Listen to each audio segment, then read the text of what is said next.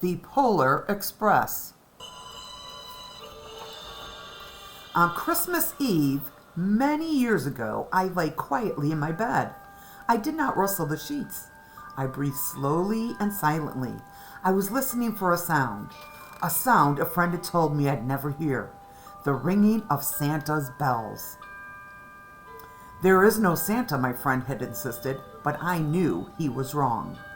Late that night, I did hear sounds, though not of ringing bells. From outside came the sounds of hissing steam and squeaking metals. I looked through my window and saw a train standing perfectly still in front of my house. It was wrapped in an apron of steam. Snowflakes fell lightly around it. A conductor stood at the open door of one of the cars.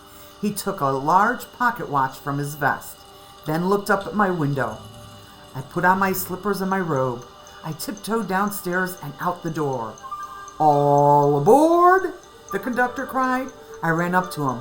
"Well," he said, "are you coming?" "Where?" I asked. "Why, to the North Pole, of course," was his answer. "This is the Polar Express." I took his outstretched hand and he pulled me aboard. The train was filled with other children, all in their pajamas and nightgowns. We sang Christmas carols and ate candies with nougat centers, white as snow. We drank hot cocoa as thick and rich as melted chocolate bars. Outside, the lights of towns and villages flickered in the distance as the Polar Express ran northward. Soon there was no more lights to be seen. We traveled through the cold, dark forest, where lean wolves roamed and white-tailed rabbits hid from our train as it thundered through the quiet wilderness.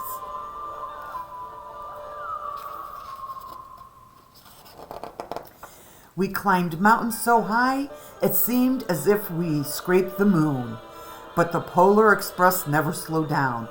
Faster and faster we ran along, rolling over peaks and through valleys, like a car on a roller coaster. The mountain turned into hills, the hills to snow-covered plains. We crossed a barren desert of ice, the great polar ice cap. Lights appeared in the distance. They looked like the lights of a strange ocean liner sailing on a frozen sea. "There," said the conductor, "is the North Pole." The North Pole, it was a huge city, standing alone at the top of the world, filled with factories where every Christmas toy was made. At first, we saw no elves. "They are gathering at the center of the city," the conductor told us. "That is where Santa will give his first gift of Christmas." "Who receives the first gift?" we all asked. The conductor answered, "He will choose one of you." "Look," shouted one of the children, "the elves!" Outside we saw hundreds of elves. As our train grew closer to the center of North Pole, we slowed to a crawl. So crowded were the streets with Santa's helpers. When the Polar Express could go no farther, we stopped and the conductor let us out. We peered through the crowd to the edge of a large open circle. In front of us stood Santa's sleigh. They pranced and they paced, ringing the silver bells that hung from their harnesses. It was a magical sound, like nothing I have ever heard before. Across the circle, the elves moved apart and Santa Claus appeared.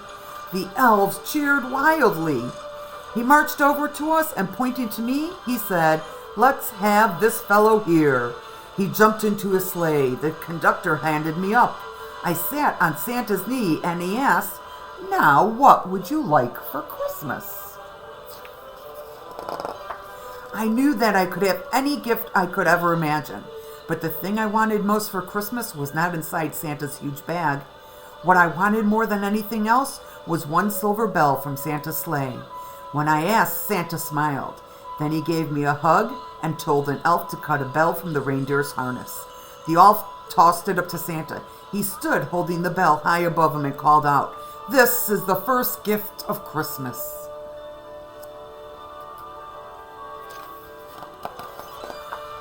A clock struck midnight as the elves roared their approval. Santa handed the bell to me, and I put it in my bathrobe pocket.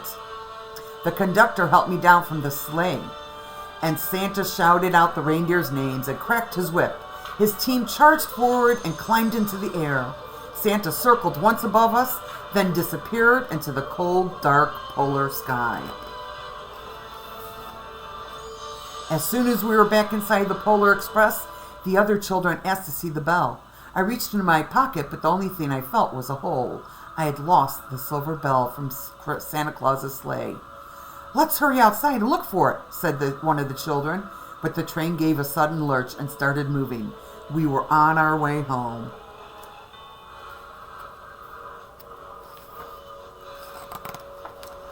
It broke my heart to lose the bell. When the train reached my house, I sadly left the other children.